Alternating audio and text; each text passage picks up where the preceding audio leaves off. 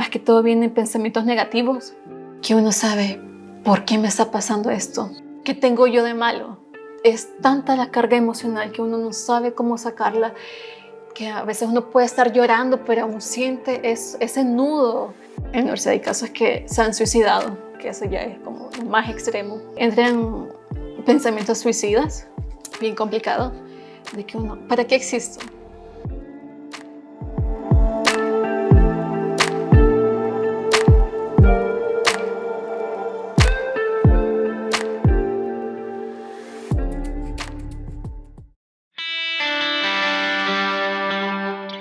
En 2021, la Fundación Proeducación de El Salvador, FUNPRES, publicó un estudio que evidenció que la situación que describe Catherine era también la de muchos otros universitarios salvadoreños. La muestra está conformada por 1.586 participantes de 25 instituciones de educación superior de todos los departamentos del país. Por ejemplo, el 65% de los estudiantes se encontró en riesgo significativo de depresión, el 54% de ansiedad, el 79% de estrés y el 79% también de insomnio. Es decir, que este porcentaje necesitaría atención en salud mental por este tema. Combinando todas, el 88.5% necesitaría atención por lo menos una y el 45% por las 4 indagadas. De esta muestra había casi la mitad de estudiantes que si fueran a un servicio de salud mental tendrían sintomatología significativa en depresión, ansiedad, estrés e insomnio. De acuerdo a esos resultados, en términos de salud mental, los estudiantes universitarios son considerados como población vulnerable debido al impacto que el COVID-19 ha tenido sobre los jóvenes, el cual pudo desencadenar en aislamiento, fallecimiento de familiares, cambio en los ingresos económicos de la familia, violencia intrafamiliar, entre otras causas. Uno no tiene las herramientas a veces como para poder salir, que se siente que está uno como en un hoyo.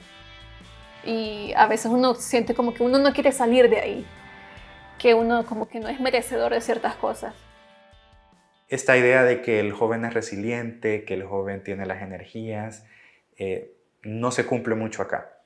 O sea, las personas jóvenes están en riesgo de depresión, de ansiedad, de bastantes problemas y puede tener una tendencia a que esto sea crónico, es decir, que estas condiciones adquiridas o estas condiciones que se desarrollan en este momento van a seguir en toda la adultez.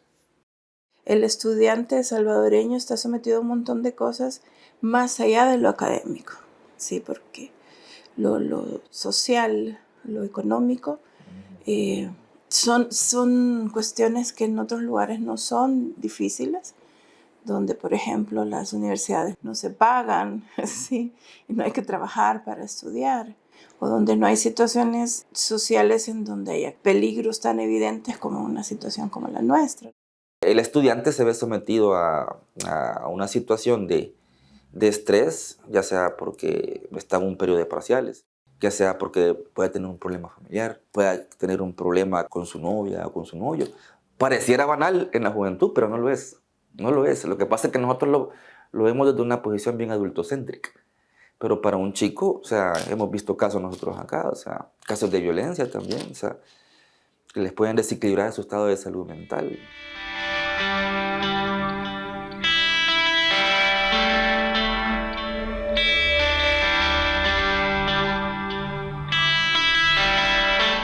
Me recuerdo que un catedrático nos dijo de que la primera carrera demandante es medicina y después le seguía arquitectura. Le podría decir que muchos casos que hay catedráticos que le humillan a uno y que a uno solo le toca como agachar la cabeza. Y varios desertan en la carrera. Se cambian de universidad también porque no pueden dar el ancho, digamos, académicamente.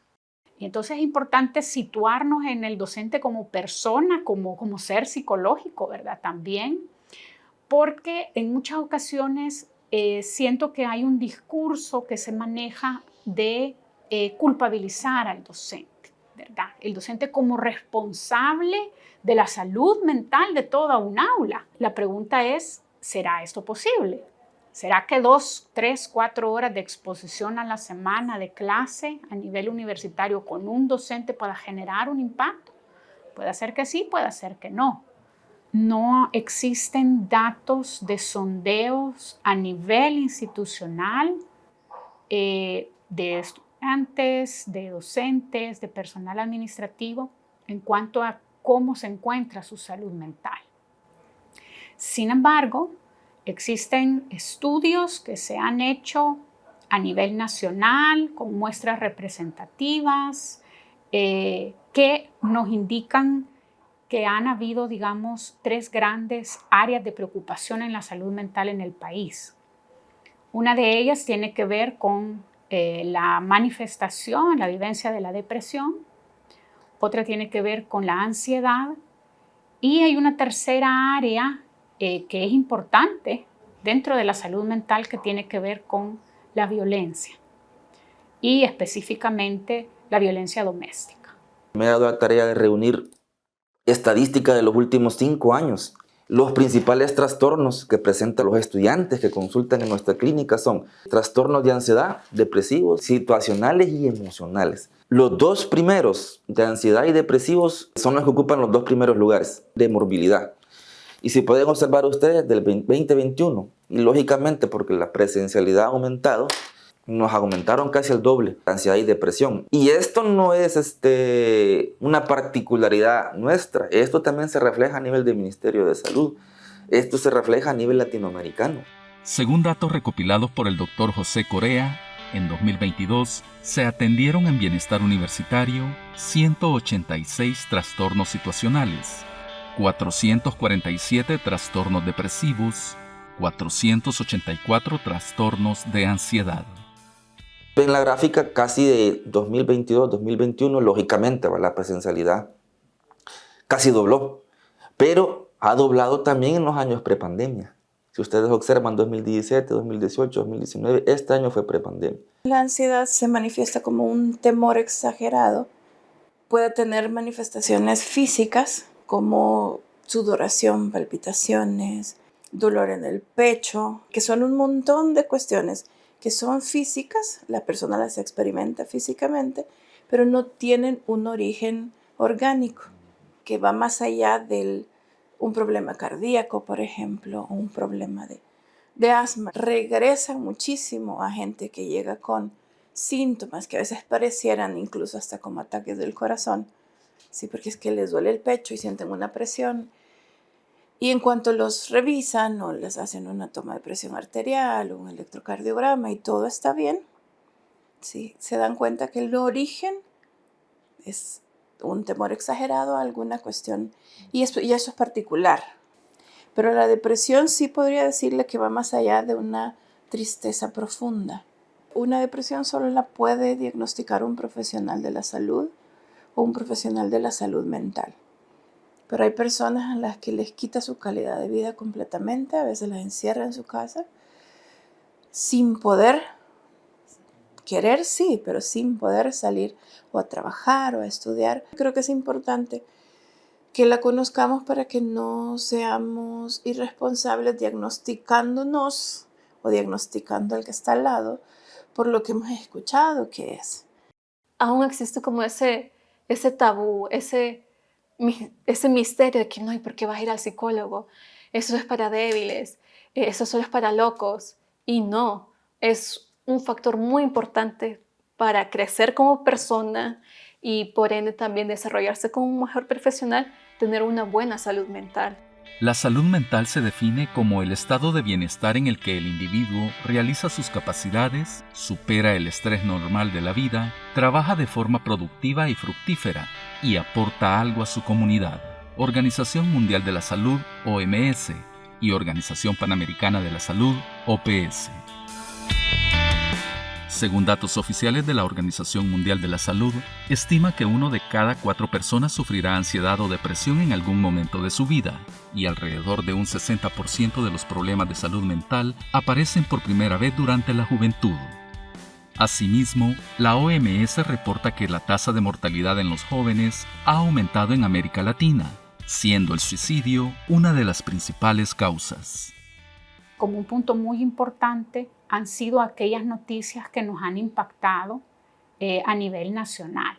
Una de ellas, ¿verdad?, es el suicidio de una estudiante de medicina de la Universidad de El Salvador, que genera mucho debate y mucha discusión y nos empieza a invitar, ¿verdad?, a cuestionarnos sobre qué factores son los que están vinculados a la educación, la salud mental, esta subjetividad que hay detrás de cada uno de nuestros estudiantes.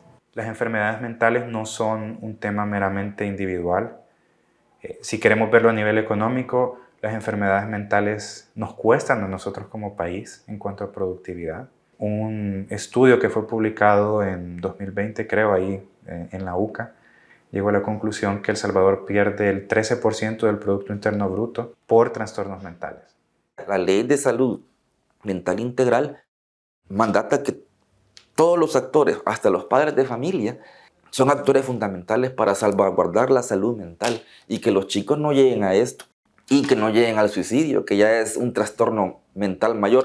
Creo que la pandemia tuvo un efecto en sensibilizar a la población de que la salud mental importa. Cuando todos nos vimos expuestos a la incerteza sobre el futuro, al confinamiento, a algunos hasta problemas de seguridad alimentaria, nos dimos cuenta que lo que muchas veces damos por sentado, cuando se nos quita, nos genera una gran tensión, un gran estrés.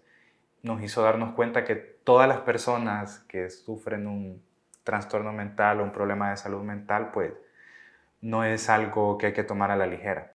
Yo creo que un deber de las casas de estudio o nosotros como universidad es apostar a toda la herramienta técnico-científica en materia de prevención y promoción. Entonces, río arriba tenemos que hacer esos programas para ver cómo atajamos desde ahí. Ya río arriba ya no lleguen ahí con otros problemas más delicados y que generan más costos de atención. Por un lado, la universidad puede ser o convertirse en este centro donde se modela la salud en general, física, mental y social. Y entonces, al tener la oportunidad de tener estudiantes dentro de nuestras instituciones, donde nosotros podemos modelarle la manera en la que nos relacionamos, que es de una forma no violenta, por ejemplo, frente a lo que el contexto nos presenta, donde mantenemos un respeto a la dignidad, a los derechos del otro. El rol de la universidad es generar un impacto positivo sobre esos aprendizajes invisibles.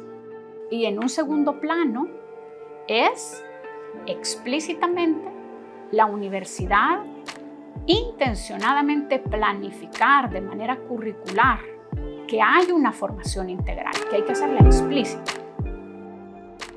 Dentro de un ambiente de aprendizaje y enseñanza universitaria, es fundamental implementar mecanismos en pro de la salud tanto física como mental de los estudiantes. Por ejemplo, la Universidad de El Salvador, desde finales de 2020, implementa la consejería psicológica en línea, evitando que sus estudiantes necesariamente tengan que desplazarse hasta el campus. Por su parte, la UCA desarrolla un programa de atención psicológica para sus estudiantes y trabajadores, el cual consiste en intervenciones en crisis que llevan 1 o 2 sesiones, y luego están los procesos de consejería en donde se da una atención a los estudiantes por un periodo de 6 sesiones como promedio. El programa de atención psicológica a estudiantes y trabajadores de la UCA cuenta con 2 profesionales. A nivel de clínica son 10 terapeutas. Y en ese sentido, pensar en nuestros profesionales no solamente desde su capacidad técnica, sino como estos profesionales que van a salir a incidir directamente sobre la realidad salvadoreña. Catherine hoy valientemente puede contar cómo ha enfrentado su crisis de ansiedad. Sin embargo, en todas las universidades del país hay muchos casos como el de ella, pero por prejuicios de la sociedad, los estudiantes viven este tipo de situaciones en silencio. Es importante que como sociedad se les escuche, acompañe y motive a superar este tipo de situaciones. No hay que olvidar que aunque es una prioridad que se conviertan en buenos profesionales, esto no se podrá lograr a costa de su salud mental o de sus vidas.